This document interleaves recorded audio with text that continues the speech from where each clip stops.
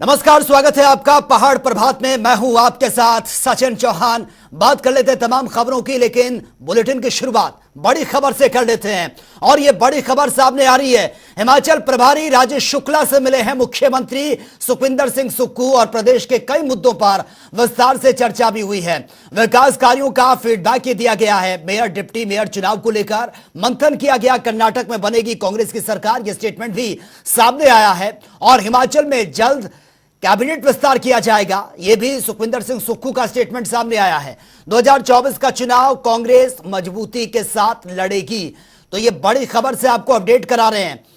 आपको बता दें कि दिल्ली में मुलाकात ये हुई है प्रभारी राजेश शुक्ला के साथ हिमाचल के मुख्यमंत्री सुखविंदर सिंह सुक्खू की, जहां पर तमाम मुद्दों को लेकर विस्तार से विचार विमर्श हुआ है। फीडबैक ये सामने रखा है कि किस गति से काम हो रहा है और आगे किस तरीके से काम करना है, क्या कुछ स्ट्रैटेजी है काम को लेकर। और इसी के साथ स्टेटमेंट भी सामने आया है। तो कर्नाटक में कांग्रेस की सरकार बनने की बात भी सुखविंदर सिंह सुक्खू ने यह कही है। राजीव शुक्ला जी हमारे पार्टी के इंचार्ज है, हिमाचल मामलों के प्रभारी हैं और कई मुद्दों पर हिमाचल से संबंधित बात हुई है। और निश्चित तौर पर वो फीडबैक लेते रहते हैं कि क्या क्या काम चल रहे हैं और क्या क्या कामों में आगे बढ़ रहे हैं। इस दृष्टिकोण से उनसे मुलाकात हुई है। मेयर डिप्टी मेयर को लेकर भी कुछ चर्चा हुई है, क्योंकि निगम आप जीते हैं। नहीं, वो नेचुरली है, राजनीतिक चर्चाएं होती रहती है।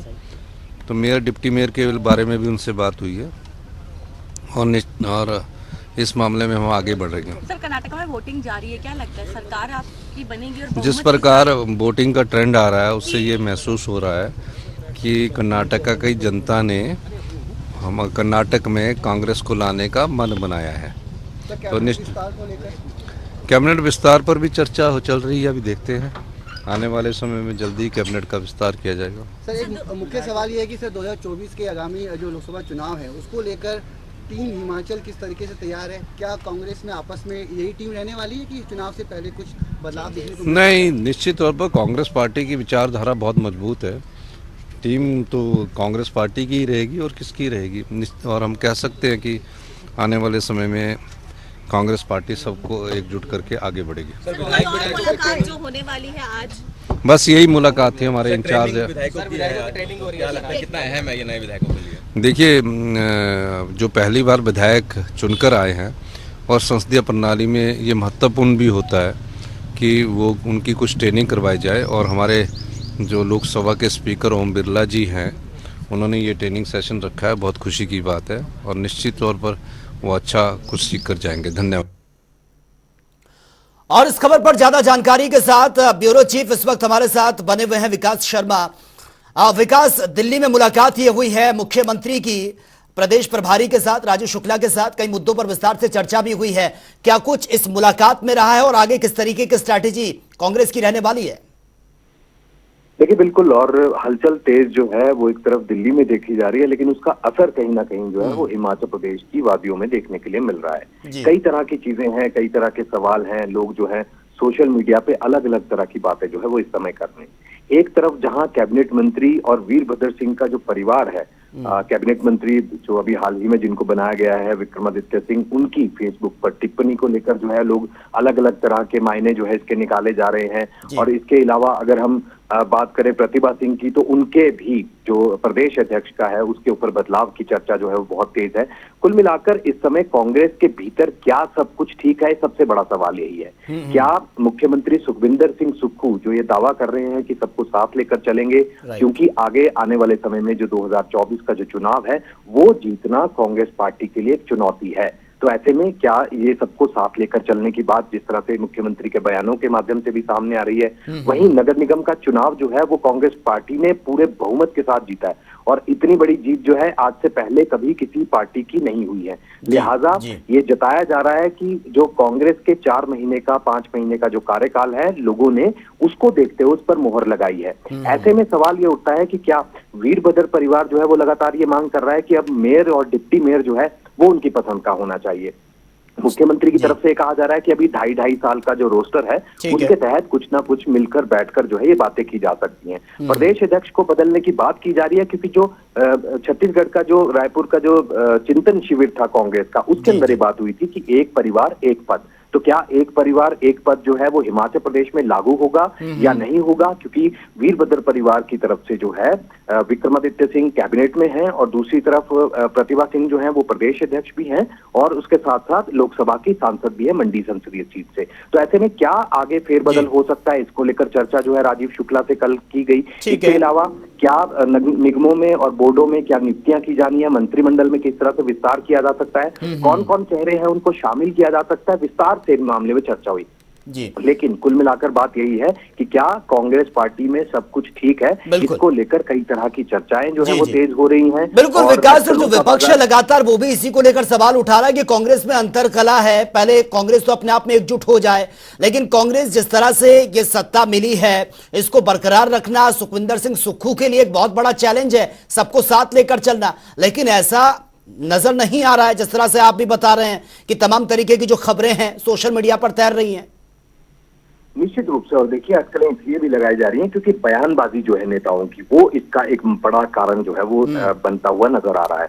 वो इसलिए भी क्योंकि नेताओं के अलग अलग बयान जो है वो सामने आ रहे हैं और इसके साथ ही भाजपा जो है एक चीज को लेकर बहुत ही साफ बात यहाँ पर कह रही है, वो है जो निगमों में बोर्डों में और जिस तरह से जो कैबिनेट रैंक जो है वो यहाँ पर बांटी गई, या फिर हम सीपीएस की नियुक्ति को लेकर बात करें तो मामला हाई कोर्ट में चल रहा है और जल्द ही इसके ऊपर कोई बड़ा फैसला आ सकता है। और भाजपा लगातार कांग्रेस के ऊपर जो है यानी राज्य सरकार के ऊपर निशाना साध रही है कि आखिरकार किस तरह से ऑफिस ऑफ प्रॉफिट को देखते हुए भी, जबकि उनको ये पता है कि ये सीपीएस जो है इनकी नियुक्तियां गलत तरीके से की गई हैं, यहाँ तक कि उप मुख्यमंत्री का रैंक जो यहाँ पर दिया गया है वो पद भी गलत तरीके से दिया गया है। लिहाजा भाजपा की ये मांग है कि ये इनकी विधायकी जो है वो यहाँ पर रद्द होनी चाहिए, इनको तुरंत पद से जो है वो हटाना चाहिए। इसको लेकर हाईकोर्ट का दरवाजा उन्होंने खटखटाया, लेकिन बहुत ही ठीक है विकास, बहुत बहुत शुक्रिया फिलहाल आपका तमाम जानकारी के लिए।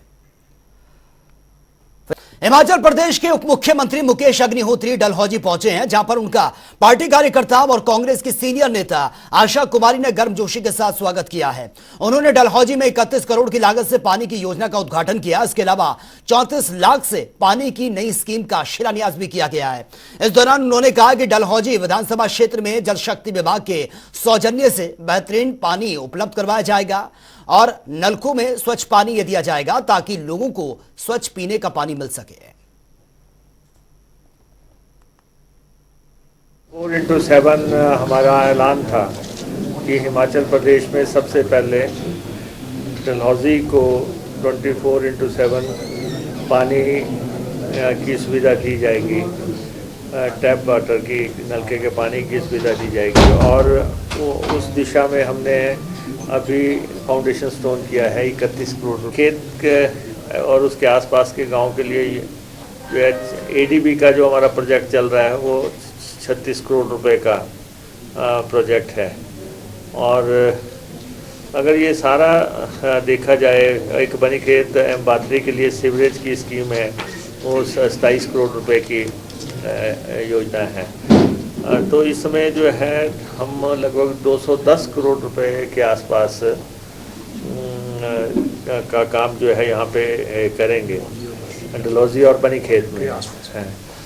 तो मैं भाजपा के कुछ लोगों का जो है मेरे दौरे पे टिप्पणियाँ मैं पढ़ रहा था। पहले तो ये बात है कि सरकारें निरंतरता में भी चलती हैं, कंटिन्यूटी में भी चलती हैं, लेकिन अगर वो कहते हैं कि ये पिछले राज की है तो पिछले राज में हमारी विधायक जो है आशा कुमारी ही थी, ये यहाँ पे हमारी विधायक थी, तब तो ऑल द मोर जो है सारा श्रेय इनको जाता है।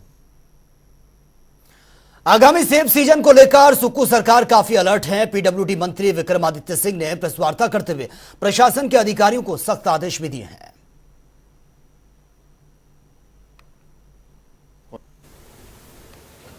समय समय पर हम विभाग के अधिकारियों के साथ, इंजीनियर्स के साथ इसके ऊपर चर्चा कर रहे हैं किस तरीके से जो आने वाला हमारा आगामी सेब सीज़न है उसमें खास करके जो सेब बहुल्य क्षेत्र है वहाँ के बागवानों को ट्रांसपोर्टेशन में कोई कमी ना पड़े, कोई तकलीफ ना पड़े, सड़कों की हाल ठीक रहे, इसलिए हम उस पर लगातार कार्य कर रहे हैं। अभी एनुअल मेंटेनेंस प्लान के अंतर्गत भी काफ़ी बजट अलग अलग डिवीजन को जो है सड़कों के रखरखाव के लिए, टारिंग के लिए और रीकोटिंग के लिए प्रोवाइड करवाया गया है। और जिन क्षेत्र में ज़्यादा ट्रांसपोर्टेशन और ज़्यादा जहाँ से जो है वो झुकाव रहता है, उन एरियाज़ के लिए स्पेसिफिक डायरेक्शंस जो है वो डिपार्टमेंट को दी गई है, क्योंकि इस बारी एक्सटेंडेड मॉनसून्स हैं और कई जगहों पे इस समय तक टारिंग का काम शुरू हो जाता है, मगर क्योंकि अभी भी बरसात जो है वो चली हुई है, इसलिए उसका काम थोड़ा डिले ज़रूर हो रहा है, मगर हम लगातार इसके ऊपर कार्य करने का प्रयास कर रहे हैं, करेंगे। जैसा मैंने कहा ही है कि हम वैसे भी पीरियोडिकल बैठक जो है वो इंजीनियर्स के साथ, चीफ इंजीनियर्स के साथ कर रहे हैं, ईएनसी का कर रहे हैं, मगर specifically in context of the upcoming season जो सेब इसका है, इसके लिए खास रूप से हम एक बैठक आने वाले समय में करेंगे और एक जॉइंट मैकेनिज्म हमारे डिपार्टमेंट का तो उसमें योगदान होगा ही, मगर और भी जैसे मैंने कहा पुलिस डिपार्टमेंट का फॉर कोऑर्डिनेशन और हॉर्टिकल्चर डिपार्टमेंट के साथ बैठकर इसको हम जो है वो पूरी तरीके से एक जॉइंट कोऑर्डिनेटेड एफर्ट में कार्य करने का प्रयास करेंगे।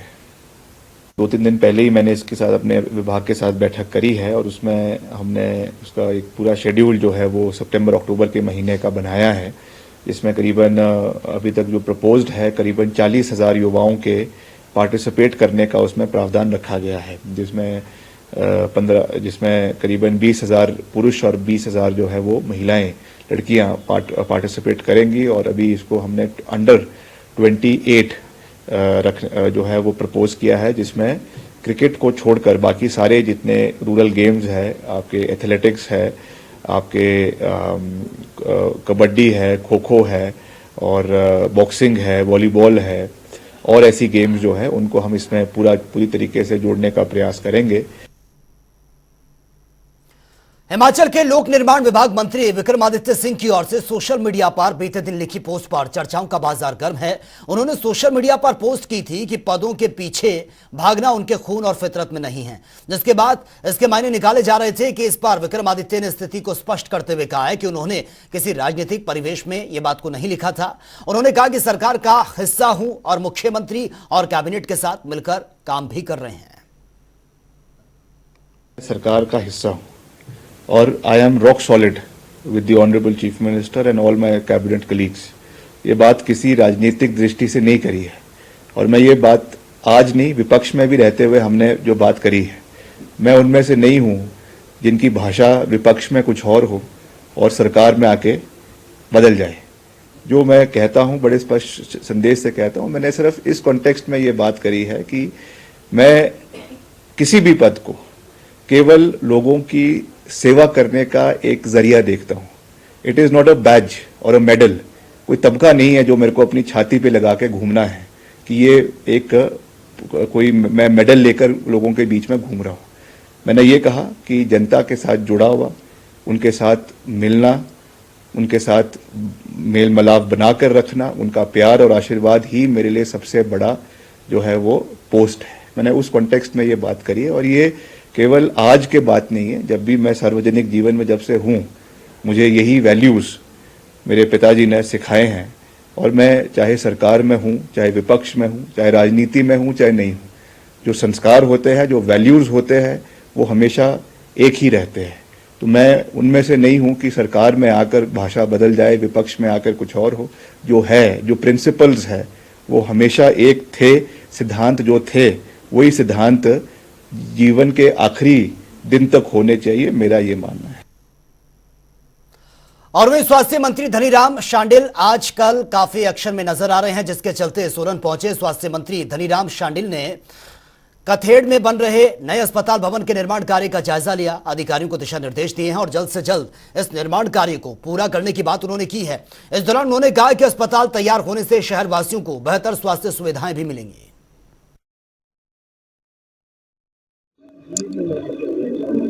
काम तो अच्छा, प्रोग्रेस तो ठीक दिख रही है और कुछ एक छोटे छोटे इश्यूज होते हैं connected with the land and the boundaries और यहाँ की मतलब किस तरह को जो एग्जिस्टिंग वायर्स हैं ना, जो हाई टेंशन वायर है उनको मूव करना वगैरह वगैरह। इसीलिए मैं लगभग 3 हफ्ते के बाद एक बार ज़रूर आता हूँ इस क्षेत्र में कि अगर कोई छोटी छोटी इनकी समस्याएं हों उसका निराकरण किया जाए और उनका रास्ता ढूंढा जाए, ताकि सभी लोग किसकी ज़मीन आ रही है या किस प्रकार से हमने जो हाई टेंशन वायर है इनको करना था कि हादसे होने से बचे और काम भी चलता रहे। जिस प्रकार के हॉस्पिटल बनेंगे, चाहे वो जनरल हॉस्पिटल हो, चाहे वो इम्पोर्टेंट हॉस्पिटल जहाँ पे मैं समझता हूँ ज़्यादा मरीज़ हों, ऐसे सेंसिटिव एरिया में हम लोग ऐसी सुविधा देंगे।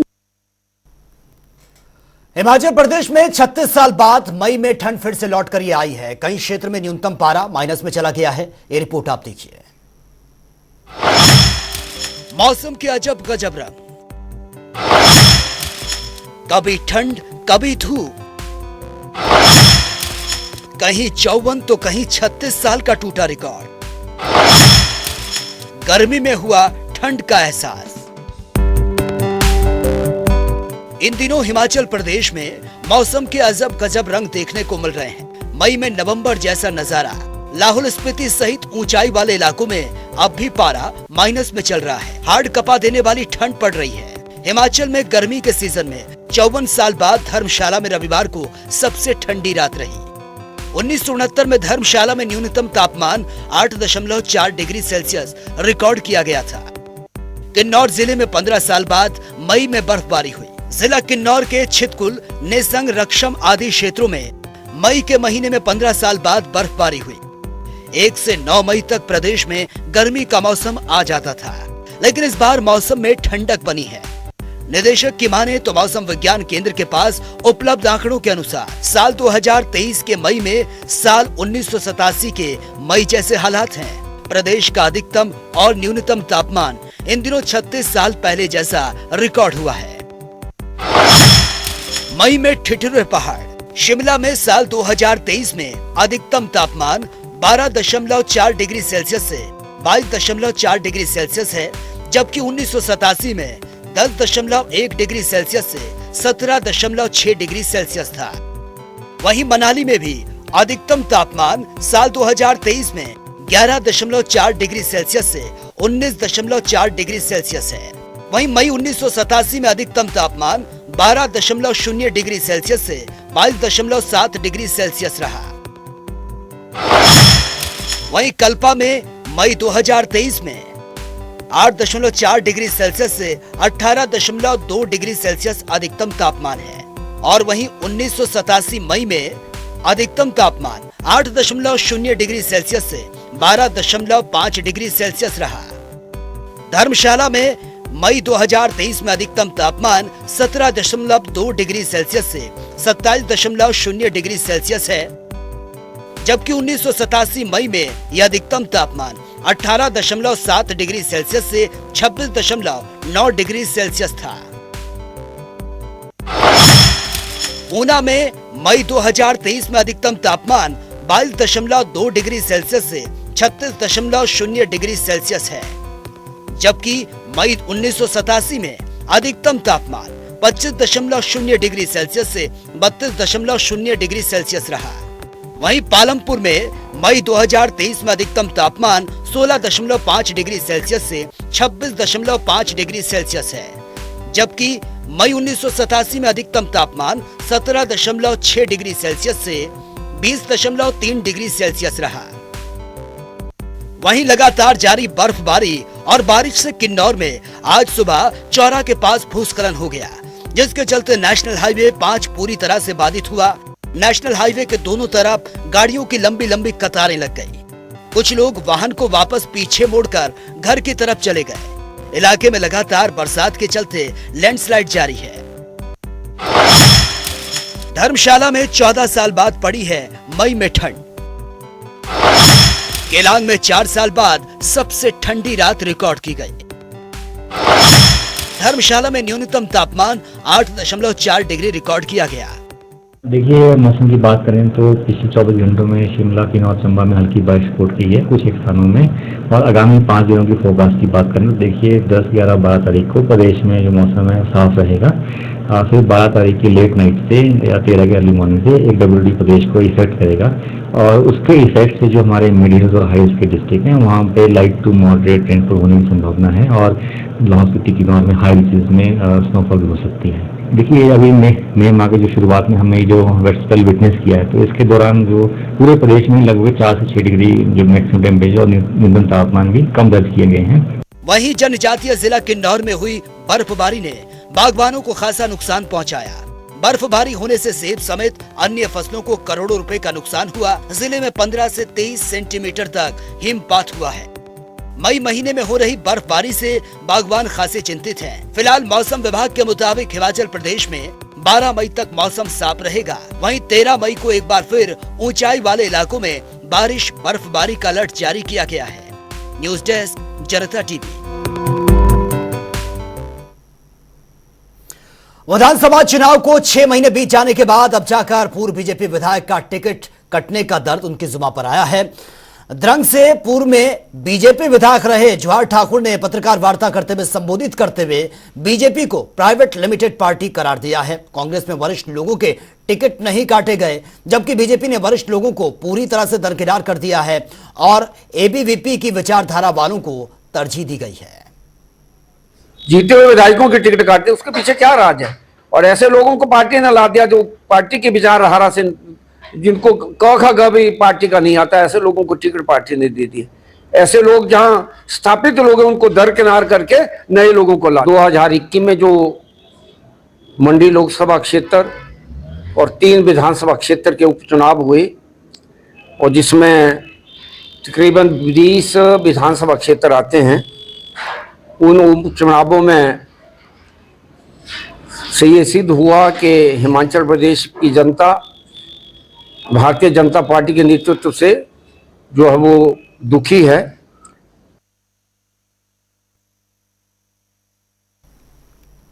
हिमाचल के पांवटा साहिब के गिरिपार क्षेत्र का एक वीडियो सोशल मीडिया पर बहुत तेजी से वायरल हो रहा है, जिसमें लोक नृत्य करते हुए एक शख्स जमीन पर गिर जाता है और उसकी मौत हो जाती है।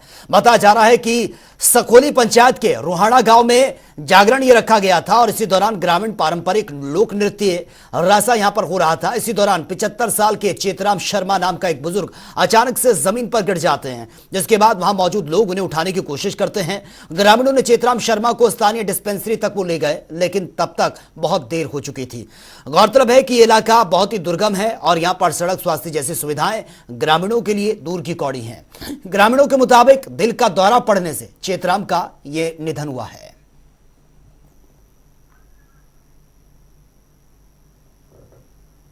और अब बात होगी 12 जिले 12 बड़ी खबरों की।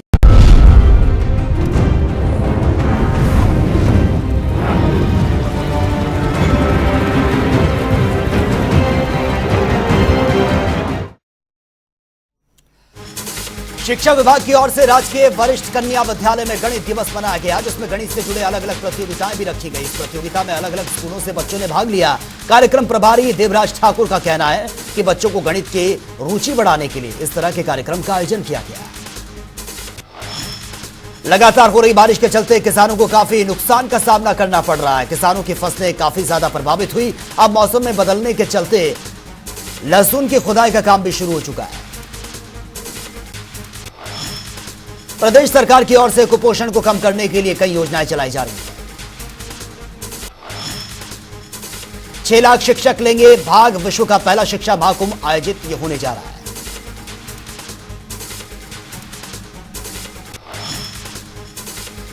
विद्यालय नंदलाल ने की है अध्यक्षता। महात्मा गांधी चिकित्सा सेवाएं परिसर खनेरी की रोगी कल्याण समिति की यह बैठक हुई है।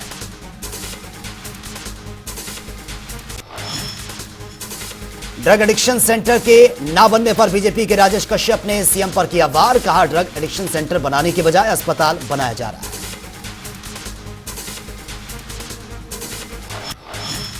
एक मोटरसाइकिल और कार के बीच जबरदस्त टक्कर होने का मामला आया सामने। इस हादसे में बाइक सवार युवक की मौके पर ही मौत।